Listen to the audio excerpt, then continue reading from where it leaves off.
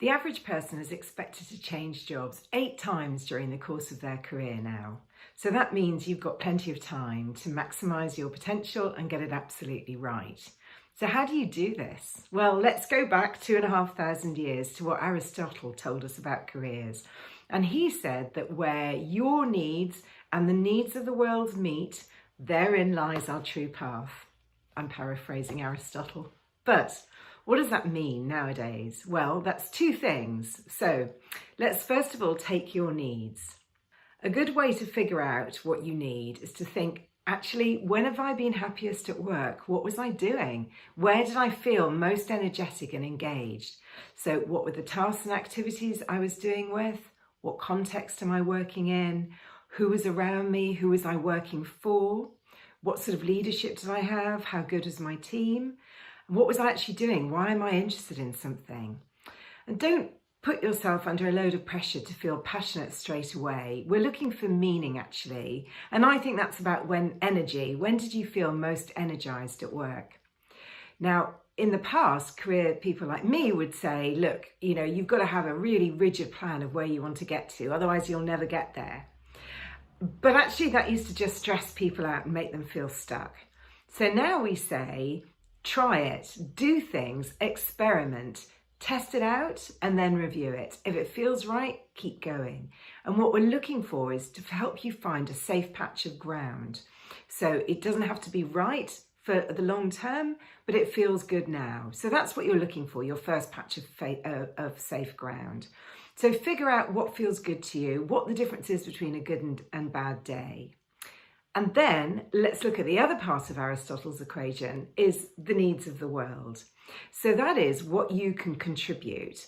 And my philosophy about careers is to flip your focus away from yourself and what you need, and instead really think about the problems that you uniquely solve for other people. And boy, do we need that now. It's a VUCA world on steroids, isn't it? So where can you really make a contribution, not just now, but going forwards? What problems can you solve for other people, for your organisations and their clients? So think about what you know about that other people don't and how you differentiate yourself. There are 8 billion people in the world, and there are, let me get this figure right, 756 million people on LinkedIn. So what's different about you?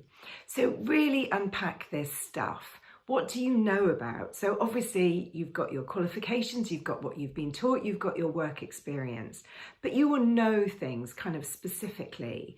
So what do I mean by that? I mean, think about customer groups that you understand, demographics that you're part of, your cultural heritage. Does that give you some specific insights?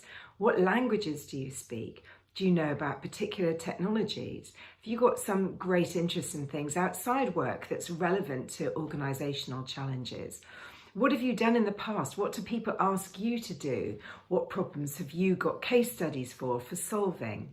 So think about what you can contribute, what you know about, and then go out there and think, right, who actually needs what I've got that gives me a slight edge and a slight differentiator over other people?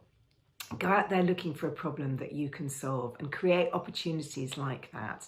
Also think about the networks that you have. Who do you know? Who do you understand? And how relevant is that? And again, it might well be an understanding of a specific customer base. So you're the future. What do you know about?